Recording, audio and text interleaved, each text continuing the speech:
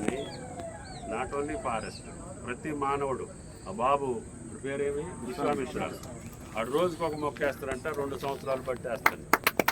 అతని వయసు ఎంత, అతని అవగాహన ఏంటి, అతను రోజుకు ఒక మొక్క వేసే అవసరం ఏమొచ్చింది, ఆడు ఈ జాతి కోసం ఆ వయసులోనే ఎందుకు కష్టపడాలి, మీకు ఆక్సిజన్ ఇవ్వటానికి ఆడు 6 ఏళ్ళోడు ఎందుకు కష్టపడాలి, మనం దున్నపోతుల్లాగా మనం ఎందుకు ఉండాలి. అదొక్కసారి అర్థం చేసుకొని ఎవడి కాళ్ళు ఎక్కడికక్కడ వీలైన కాడ ఉన్న చెట్టును రక్షించుకోవటం, అవసరమైతే పచ్చబెట్టుకోవటం. అందుకనే మా కలెక్టర్ గారు ఎక్కడ పూడు భూములు కొట్టి రైతాంగం ఇబ్బంది పడుతుంటే వాళ్ళకి ఆదాయం వచ్చేటటువంటి పంటలు వేయమని చెప్పాను. ఆయన మునగ చాలా 100 ఎకరాలు వేశారు, బ్యాంబూ వేస్తున్నారు. ఫారెస్ట్ రోడ్ కూడా రోడ్లు అమ్మటేసే మొక్కలు కూడా పనికొచ్చే మొక్కలు వేయాలి, జంతువులకు ఉపయోగపడే మొక్కలు వేయాలి.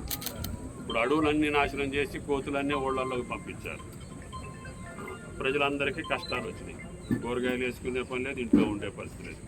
ఎందుకంటే వాళ్ళ ఇంట్లోకి మీరు దూరారు కాబట్టి అవి వచ్చి మీ ఇంట్లో దూరుతుంది. వాటికి తప్పులేదు. కాబట్టి దయచేసి ఎక్కడోళ్ళు అక్కడ ప్రకృతిని అనుసరించి మనం బతకపోతే ప్రకృతే మనని నాశనం చేస్తుంది.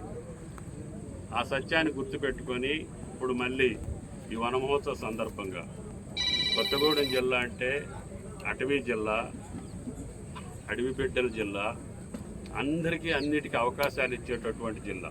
ఇందాక ఎమ్మెల్యే గారు చెప్పినట్టుగా భూగర్భంలోకి పోతే మనకి లేని ఖనిజం లేదు. నదులు చూస్తే ఈ దేశానికి సరిపోని నీళ్లు మన దగ్గర నుంచే వెళ్తాయి. కాబట్టి దయచేసి అన్నిటినీ సద్వినియోగం చేసుకునే భాగంగా నా వంతు, నాకు భగవంతుడు జిల్లా ప్రజలు ఎప్పుడు అవకాశం ఇచ్చినా ఈ జిల్లా సమగ్రాభివృద్ధి కోసం ఇప్పుడు ఈ రోడ్డు కూడా నేషనల్ హైవే ఉంది. దీంట్లో మీరు ఖమ్మం పోకుండా, వరంగల్ పోకుండా, సూర్యాపేట పోకుండా హైదరాబాద్ 2 గంటల్లో పోతారు. నాకేం అవసరం ఇల్లెందు రోడ్డు అయినా సరే నా జిల్లాలో రహదారి సౌకర్యం ఉండాలి. భద్రాద్రి నుంచి కౌటాల గోదావరి నదీ తీరం అమ్మట ఒక నేషనల్ హైవే ఉండాలి.